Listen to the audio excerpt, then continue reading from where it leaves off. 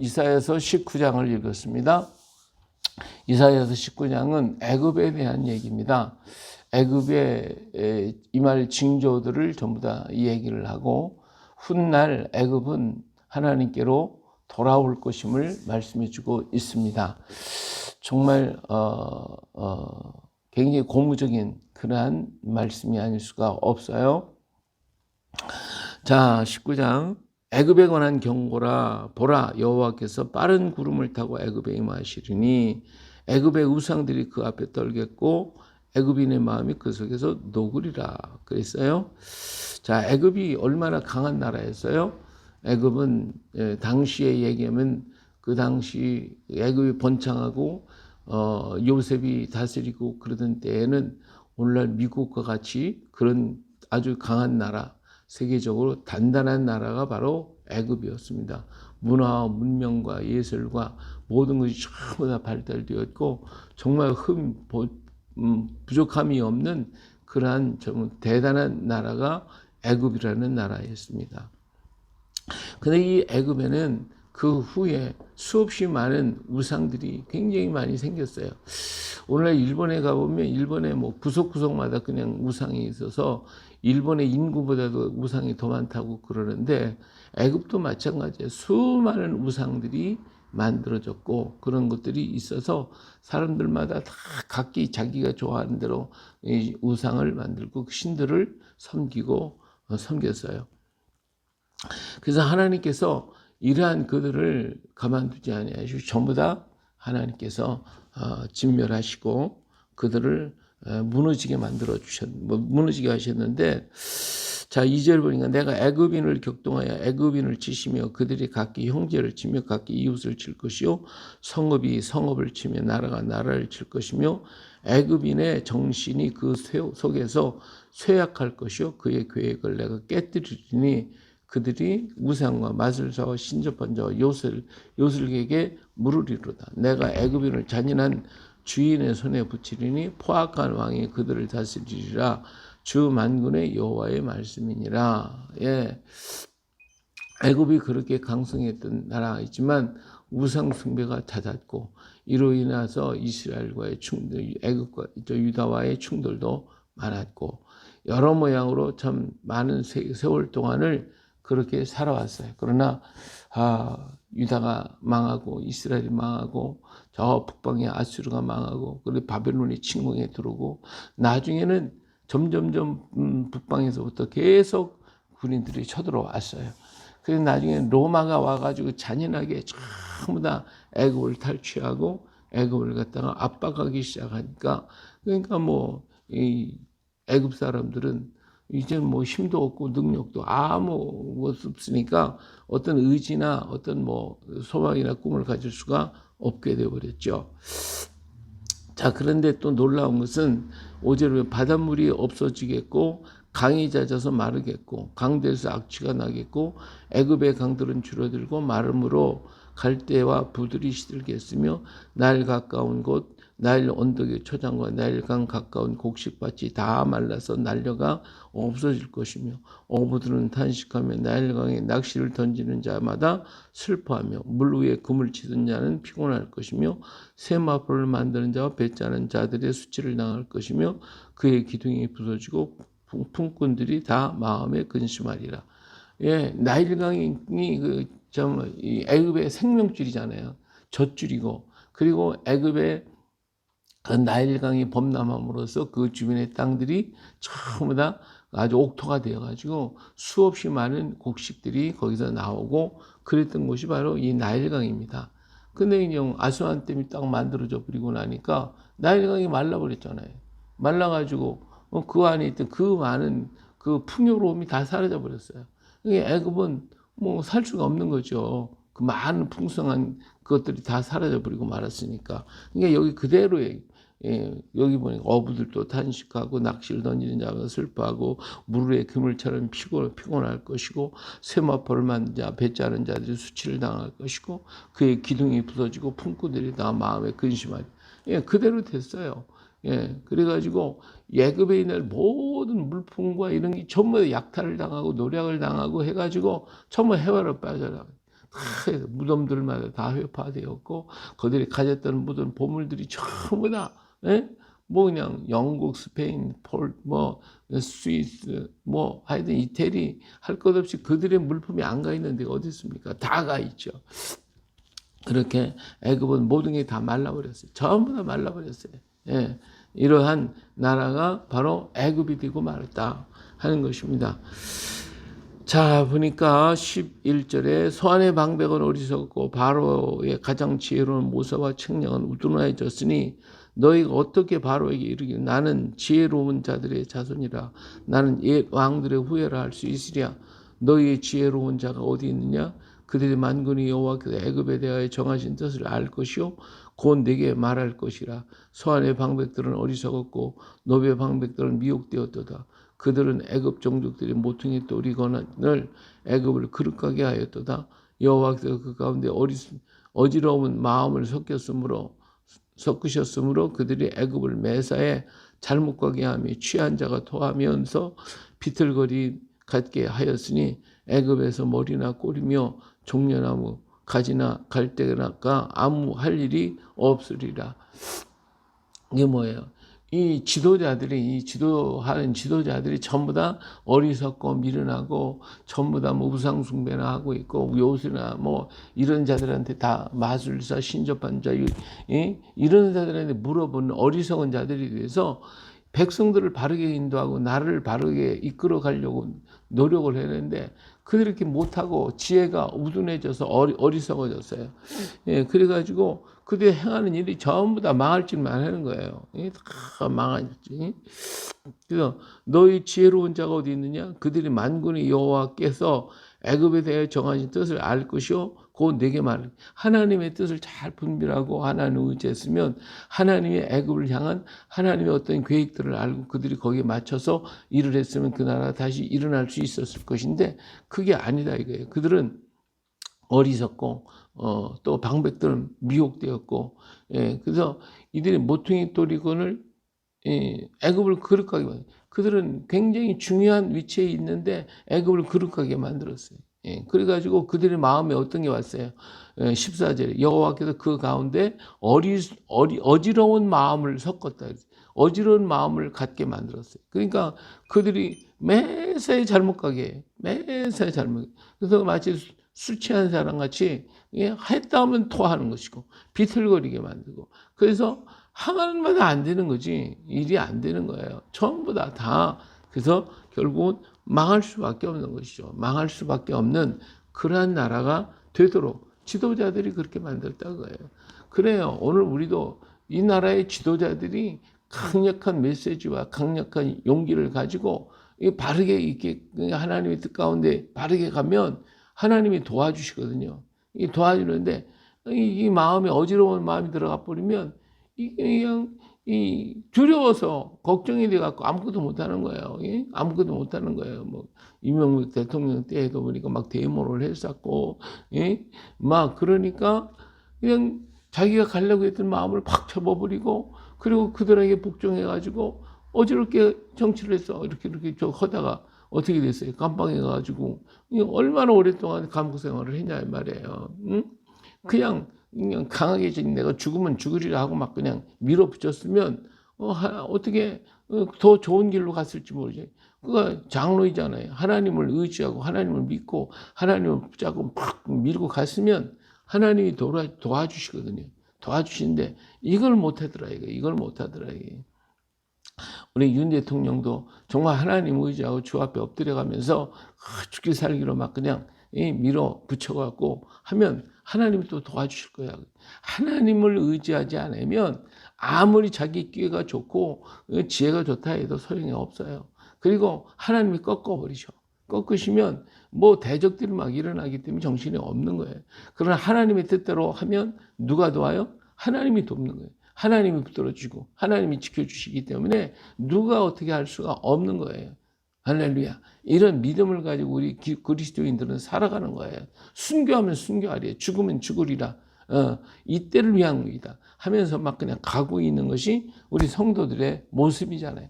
근데 오늘 이런 용기와 이런 믿음들을 우리가 다 잃어버렸기 때문에 그래서 그냥 이리 가면 저리 가고 저리 가고 흔들면 저리 흔들리고 이리 흔들렸다 저리 흔들렸다 그냥 세상 풍파가 가는 대로 이게 뭔지 저건지 구분도 못하고 그러고 그냥 걸어가고 있단 말이에요. 내가 이 길을 가는 것이 옳은 건지 저 길을 가야 옳은 건지 분별조차도 못해.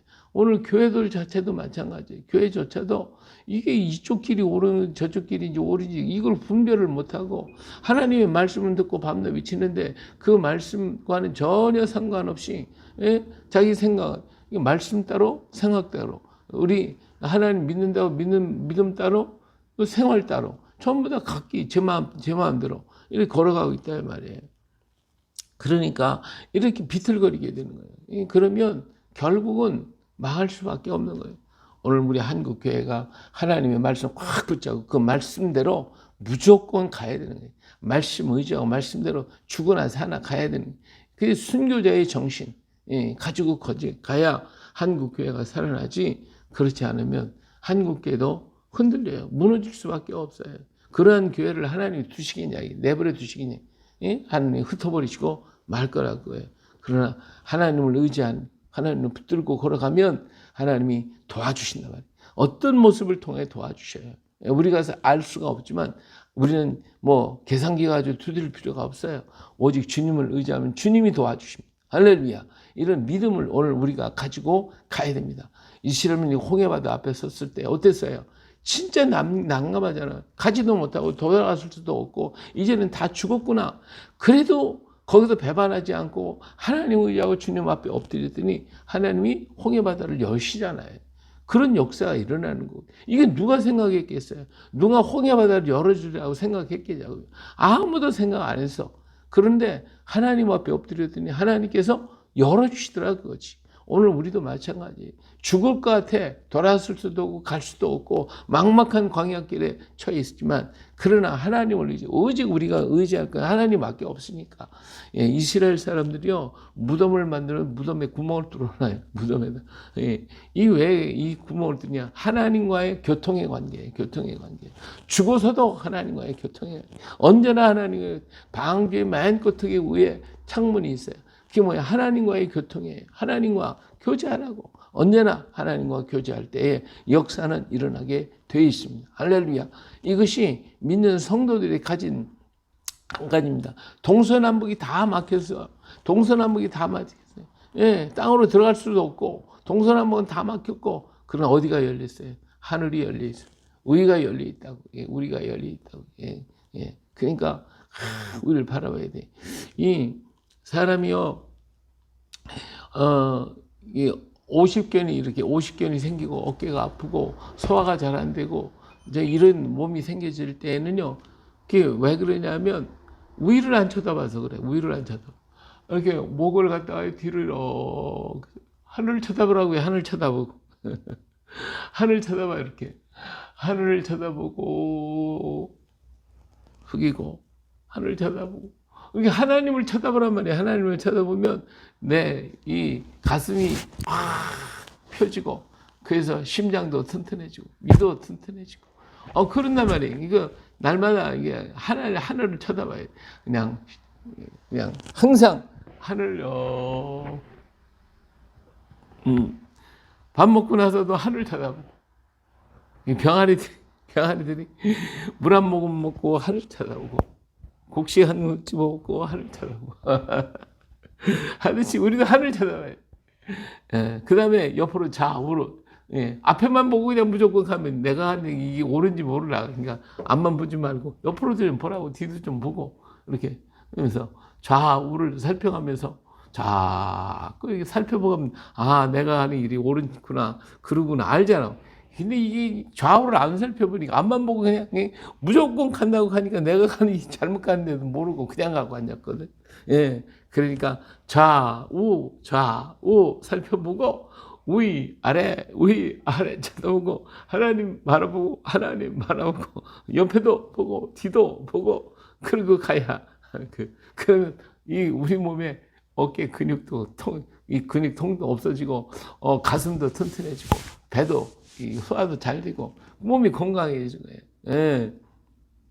아침에 자고 일어나면 무조건 그냥 좌우 위아래 예, 그냥 한 50번씩 100번씩 해요. 그냥 자꾸 그러면 이 몸이 건강해집니다. 이 몸도 튼튼해지고 그리고 낮에든지 가만히 책상만 이렇게 엎드려 있으니까 안 되는 거예요. 아래만 쳐다보고 있으니까 위를 쳐다보고 위 쳐다 아래만 책 본다고 아래만 쳐다보고 있지 말고 위를 쳐다. 안만 간다고 뭐 고개를 갖다 빠듯이 이렇게만 다니지 말고 옆에도 쳐다보고 내가 바른 길로 가나? 이쪽 길로 가야 되나? 저쪽 길로 가야 되나? 좀 살펴보면서 가고 이렇게 가면 우리 몸도 건강해지듯이 우리 영혼도 우리 하나님 바라보며 걸어가자 이게 예. 할렐루야. 예, 그러면 누가 도와주시? 하나님이 도와주시. 예, 그렇습니다. 자, 16절 그날의 애굽이 분여와 같을 것이라 그들이 만군의 여호와께서 흔드시는 손이 그들 위에 흔들림으로 말미암아 떨며 두려워할 것이며 유다의 땅은 애굽의 두려움이 되리니 이는 만군의 여호와께서 애굽에 대하여 정하신 계획으로 말미암음이라 그 성을 든 자마다 떨리라. 예, 이시 뭐 유대 나라가 망해가지고 아무것도 없고 애굽은 뭐 있으니까 애굽은 괜찮고 유다는 다 끝났다고 생각했지만 하나님이 애굽을 유다를 다시 일으켜 세우시잖아요. 그래서 다시 이스라엘. 그랬더니 막 애굽에서 막 그냥 공격을 하고 이 사우디아라비아 뭐 이쪽에서 막 공격하고 난리 났잖아요. 그렇지만 하나님께서 잠잠하게 하니까 6.1 전쟁 이후에 끝났잖아요. 그렇죠? 그래서 1978년 그들은 평화협정을 맺고 이제는 다시 공격하지 않겠습니다. 해가지고 지금은 잠잠하게 됐어요. 이렇게 하나님께서 유다 땅은 애굽의 두려움이 되게 만들어 놓으셨어요. 공격을 못해 지금 평화협정 맺고 지금 서로 같이 살아야 돼요. 자, 그래서 18절에 그날의 애굽 땅에 가나안 방언을 말하며 만군의 여호와를 가리켜 맹세하는 다섯 성읍이 있을 것이며 그중 하나를 멸망의 성읍이라 칭하리라. 예, 여기서 그들은요 이 멸망의 성읍, 이게 태양의 성읍이라고 하는 뜻인데 이것이 이 다섯 성읍들이 있는데 그 중에 하나는 멸망의 성읍이지만 다섯 성읍 어디야? 하나님 앞에 돌아오는 하나님께로 돌아온 역사가 있게 될 것이다. 그러나 이들은 뭐 태양을 숭배하고 끝까지 안 돌아가는 사람은 뭐 망할 수밖에 없지 뭐. 근데 그랬던 나라들 그런 성들이 어때요? 다 돌아온단 말이에요. 그날의 애굽 땅에 가나안 방언을 말하며 만군의 여호와를 가리켜 맹세하는 다섯 성읍이 있을 것이며 그중 하나를 멸망의 성읍이라 칭하리라. 요 멸망의 성읍이라는 말이요. 이게 태양성이라는 태양성이라는 뜻인데 태양신을 섬기는 그런 성읍이라는 뜻이에요. 근데 그런 성읍들도 이제는 돌아온다는 거예요. 하나님께서 다 이렇게 돌아오게 될 것이어서 하나님을 섬기게 될 것이다. 그래요? 자, 그날의 애굽 땅 중앙에는 여호와를 위하여 제단이 있겠고 그 변경에는 여호와를 위하여 기둥이 있을 것이요. 이것이 애굽 땅에서 만군의 여호와를 위하여 징조와 증거가 되리니 이는 그들이 그 압박하는 자들로 말미암아 여호와께 부르짖겠고 여호와께서는 그들에게 한 구원자 이자 보호자를 보내사 그들을 건지실 것임이라. 예. 자, 애굽 땅에 이제는 뭐 이리도 안 되고 저리도 안 되고 다 했어요. 근데 그들이 한 것이 전부 다 못된 짓만, 나를 망할 짓만 했어요. 망할 짓만. 근데 이제는 깨닫는 날이 올 거라. 깨닫는 날이 올 거고, 그리고 하나님께서 그 땅에 선교사들, 선지자들을 보내가지고 그래서 그들이 하나님께로 돌아오는 회개의 역사가 일어나게 될 것이다. 그 말이에요. 자, 여기 보니까 그 압박하는 자들로 말미암아 계속 압박하는, 지금은 거기에 이슬람이 막 점령하고 있고 그 압박을 당하고 있고 거기 콥틱교가 있습니다만은 그런 어려움들을 많이 겪고 있는데 그들이 견디다 못하니까 이제 나중에 어떻게 하나님께 부르짖는다. 하나님을 부르짖으면 그러면 여호와께서 그들에게 한 구원자를 보내지, 구원자, 선 보호자를 보내서 그들을 건지실. 그래서 하나님은 애굽이 돌아와서 하나님과 부르짖으면 구원자, 선교사들을 보낼 것이고 구원자, 그들을 돕는 나라가 올 것이고 그래서 어때요? 그들을 건져주실 것이에요. 지금 사우디아라비아와 이 모든 나라들이 어떻게 하고 있어요? 저 미국과 손을 잡고 같이 일을 하고 있어요. 그래서 미국이 보호하고 있단 말이에요.